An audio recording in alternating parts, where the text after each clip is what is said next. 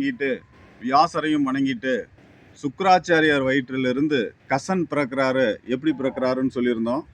இப்போ என்ன அப்படின்னு கேட்டிங்கன்னா, அசுரர்கள் என்னடா ஒவ்வொரு விஷயத்துலையும் வந்து இவன் தப்பிச்சு வந்துக்கிட்டே இருக்கிறான், இவனை என்ன பண்ணலாம், சுக்ராச்சாரியார் வேலை தான் சஞ்சீவி வித்தையை சொல்லி இவர் வந்து பிறப்பிச்சிடுறாரு, இப்போ என்ன பண்ணலான்னு சொல்லிட்டு சுக்ராச்சாரியாரை கூப்பிட்டு மது விருந்து ஒன்று வச்சு அதில் கசனை கொன்று எரித்து மதுவில் கொண்டு போய் கலந்து அந்த சாம்பலை கலந்து குடிக்க வச்சிடுறாங்க.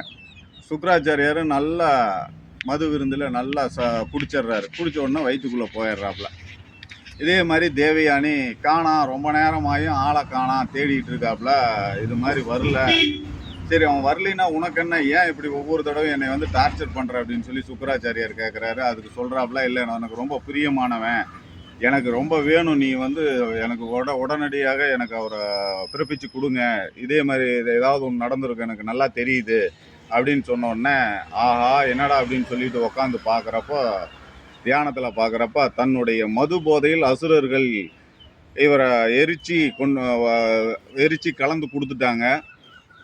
அது வந்து இவருக்கு தெரிஞ்சு போச்சு. தெரிஞ்சு போன உடனே என்ன பண்ணுறாப்புல அப்படின்னு கேட்டிங்கன்னா, இப்போது கசன்கிட்ட, வயிற்றில் இருக்கிற கசன்கிட்ட பேசுகிறாப்புல.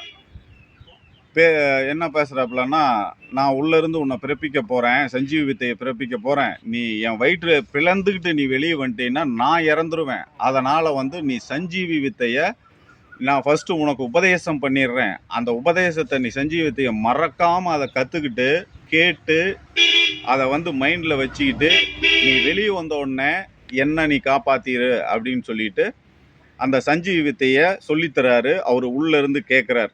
உள்ளேருந்து கேட்டு முடித்த உடனே அந்த சஞ்சீவி வித்தையை தான் அந்த வயிற்றையும் கிழிச்சிக்கிட்டு வெளியே வரார். வெளியே வந்து கசனாகவே நிற்கிறாரு. இப்போது சுக்ராச்சாரியார் இறந்துடுறாரு. சுக்ராச்சாரியார் இறந்த உடனே குருனுடைய வார்த்தைகளை தட்டக்கூடாது, அதனால் வந்து சஞ்சீவி வித்தையை சுக்ராச்சாரியாரிடம் ஓதுறார். ஓதுனோடனே அவரும் உயிர் பிழைத்து எழுக்கிறார். உயிர் பிழைத்து எழுந்த உடனே இது மாதிரி என்னை உயிர் பிழைத்து எழுந்துட்ட, எனக்கு அப்புறம் உனக்கு மட்டும்தான் இந்த சஞ்சீவி வித்தை உனக்கு மட்டும்தான் தெரியும், வேற யாருக்கும் தெரியாது, அதனால் நீ எப்பொழுதும் என்னுடன் சுகபோகமாக கடவாய் அப்படின்னு சொல்லிட்டு அவர் வந்து ரொம்ப சுகமாக நீ இருப்ப அப்படின்னு சொல்லிட்டு அவர் ஒரு ஆசீர்வாதம் பண்ணுறார்.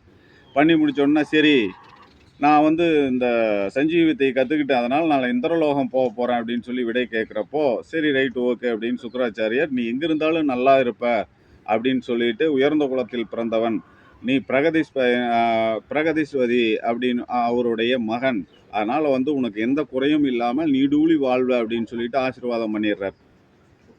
இப்போ தேவயானி குறுக்கிட்டு வராங்க. வந்த உடனே இது மாதிரி நான் உன்மேல் காதல் வச்சிருக்கிறேன், என்னை நீ விட்டுட்டு போகாத, எப்பயுமே நீ வந்து என்னுடைய தந்தையாரனுடைய சிசியனாகவே இங்கேயே வாழு, நான் உன்னை நான் கல்யாணம் பண்ணிக்கணும், எங்களோடய இருந்துக்கோ அப்படின்னு சொல்லிட்டு, நான் வந்து குற்றமற்றவள், என்ன நீ வந்து காதலியாக ஏற்றுக்கிட்டு தான் ஆகணும் அப்படின்னு சொல்லிட்டு அந்த அம்மா பயங்கர ஃபோர்ஸாக சொல்கிறாங்க.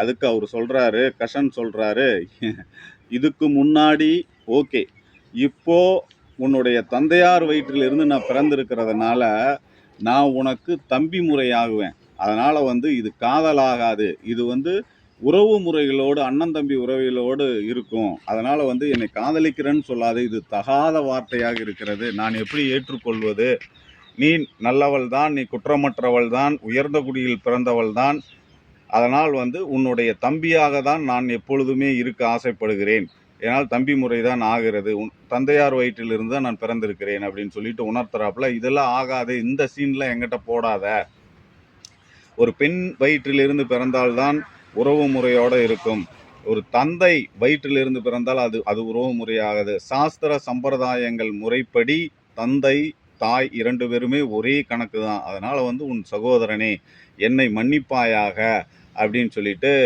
அந்த அம்மாவை டென்ஷன் பண்ணிவிட்டு இவர் இந்திரலோகம் கிளம்பிடுறாரு.